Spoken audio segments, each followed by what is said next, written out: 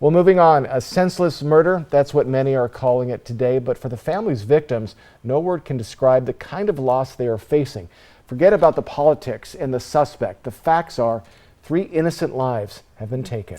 For the family of Roy Knob Jr., this is something that hits the family with an unspeakable loss.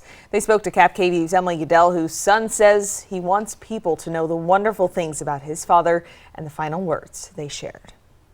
Roy Knob Jr. was always with his family, going to barbecues, fishing, camping, and according to his son, Roy Knob III, he had a great sense of humor. He'd try to dance and he wasn't a good dancer. Yeah.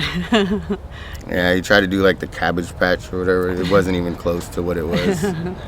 It wasn't. Everything that came out of his mouth was a joke to make you laugh, and that's the way I am, and it'll be missed. He was with his dad the night before he was murdered. And I was like, all right, I'm going to come back in the morning like I usually do because I worked right down the road. And I was like, all right, Dad, I love you. And he's like, I love you. But when morning came, his dad wasn't home. His routine is usually go get some coffee in the morning. And I was like, okay, he's at the store. But I seen all the police and that.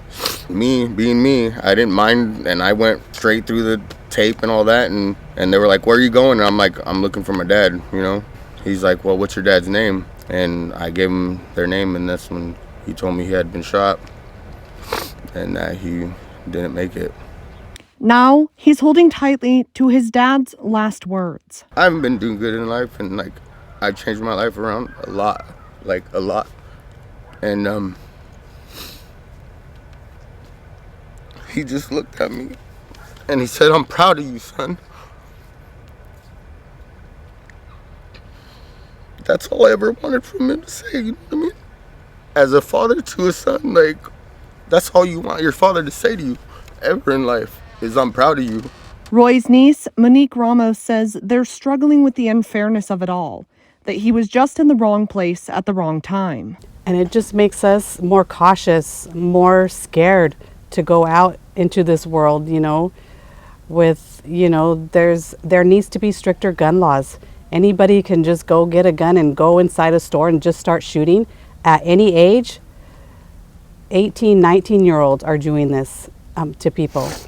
And it's just, it's ridiculous. They're not focused on anger, but on healing, thinking about the victims, but also about the shooter and how they wish someone would have helped him.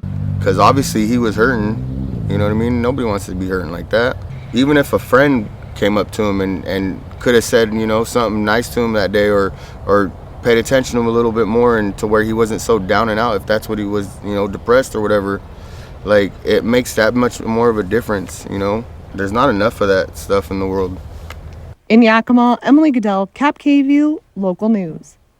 So heartbreaking, my goodness. My heart hurts for that family Yeah. and all the families affected All by 3 this. families. It's just, again, we'll have much more coverage on this as we move along in the week.